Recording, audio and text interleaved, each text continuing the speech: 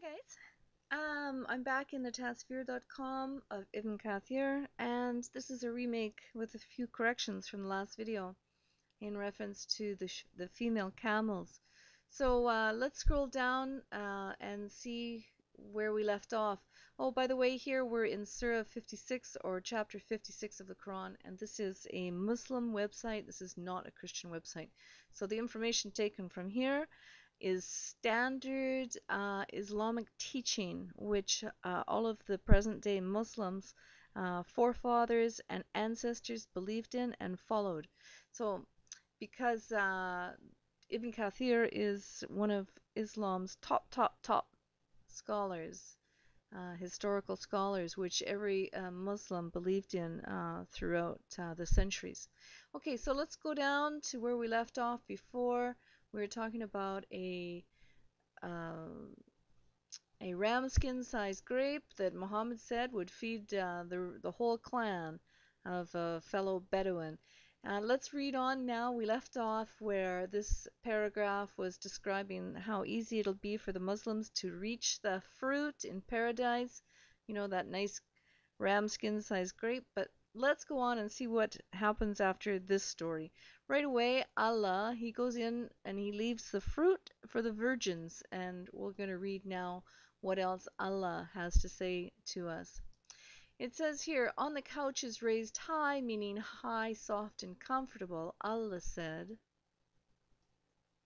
Verily, we have created them a special creation and made them virgins. The ayat describes the women who will be on the beds and couches, but since mentioning the beds hints at them, they are not directly mentioned. Isn't that cute, guys?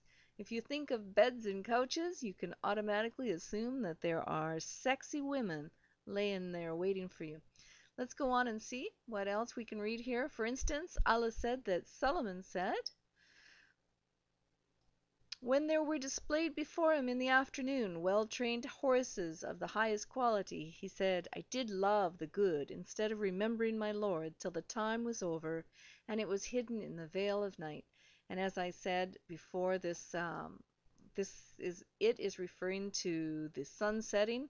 And so, in other words, Solomon did enjoy the good instead of remembering his Lord till the time was over and the sun set into the darkness, or, it became dark. So, what is the message here? It's fairly clear, I think, that Allah in the paragraph before is talking about women on beds and referring it to or equating it to Solomon having well-trained horses of the highest breed. And I said in the last video, a fancy breed, because this is what they're going to be, is very fancy women. After all, Allah's going to refashion them. So let's move on. Now we know that women in Jannah are going to be the equivalent of well-trained horses. Let's read on here. It says, Verily we have created them, implied the maidens of paradise, although it did not mention them directly. Blah, blah, blah. Let's read on. And the whore, look at that. I love this word, whore. Whore is the same as the English whore, spelt different, but does the same action and, quite frankly, means the same. Considering you put in the description of the whore in Jannah, there isn't much difference between the Western word of whore. So it's cute, cute. It fits for the Islamic heaven anyway. Let's go on. And whore fair females with wide, lovely eyes like preserved pearls. Wow. Therefore Allah's statement, Verily, we have created them, meaning in the other life, after they became old in this life, they were brought back while virgin, youthful, being delightfully passionate with their husbands, beautiful, kind, and cheerful. Some sort of a little hidden insult to Muslim women today, implying that they were not any of these qualities. Anyway, let's go on. In paradise, the believer will be given such and such strength for women. Wow. This is where Allah is apparently getting a little bit carnal. He's a bit of a carnal character. But anyway, let's read on. I asked, "Oh, Allah's messenger, will one be able to do that?" And the answer comes back, "He will be given the strength of 100 men." Ooh. All right. Excuse me. Let me fan myself. This is getting a little bit hot here. This is a hot topic. The man will be able to have sexual intercourse with 100 virgins in a day. Those Muslim men. Man, they're going to make the rounds. Anyway, all right, let's read on. What else? Allah's statement. Ibn Abbas said, they were in an infatuated state with their husbands. Haven't you ever seen a she camel in heat? She's like that. She's like that. She is like a she camel in heat. Just remember that, guys.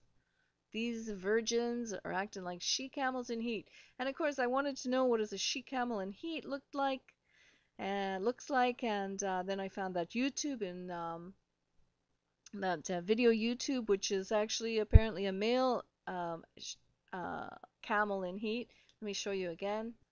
There we are, a handsome male camel in heat with looks like a big long slippery tongue coming out, but apparently it's the back roof of the mouth. Still very gross. Apparently, this is the male camel in heat. And but you know what? I'm sure that those male Muslims, when they get up to Jannah, this is what they're going to look like if they're going to be so busy with 100 virgins up there a day. Either they're going to be exhausted with their tongue hanging out, not be able to continue on, or they're just going to be slippery, slimy characters that are going to be busy on beds, right? Let's carry on and see what a female camel in heat looks like since it's described in the Tasvir. All right, I went to another site. I hope that this is going to be what it is, what it is. But let's see. It says here this is the Food and Agricultural Organization of the United Nations, and I did a little search here: female camels in heat. I hit the search button. This came up, camels. I clicked on that. I scrolled down here. Camels, llamas, all right. And I scrolled down to read about the camels in heat so I can figure out what's going on. This is the male camel, actually, which we saw the video on. It says the back portion of the roof of the mouth is pushed out through the mouth like a pink ball. And so I suppose that's what we were viewing earlier with the mistaken title on that other video from YouTube. So let's go down. It says here's the female camels in heat. Here are the signs of the female camels in heat. She becomes restless and separates from other animals, sprays urine while using her tail, and look at that. Woo! The vulva becomes wet and swollen. So, this is obviously what was being implied in the Tasvir of what a she camel looks like. And this is what the women in Jannah, these virgins, are going to look like. They're going to be obviously very noticeable that they are interested in the hoochie coochie business up in Jannah. Carnal heaven that Allah has given to his followers. Disgusting. And there you have it again, guys. They are in an infatuated state with their husbands. Haven't you ever seen a she camel in heat? She'll be like that. All right, guys, so I don't think there's anything more to discuss about what the nature of these women are for up in Jannah. They are strictly an object of sexual gratification for the Muslim men. With that said, that's the end of the video, and God bless you all. Jesus is the only savior for this world. Islam is false. And if Muslims don't see the truth soon, it's going to take them where they don't want to go. So we need to pray for our Muslim friends that they will get saved. Till next time.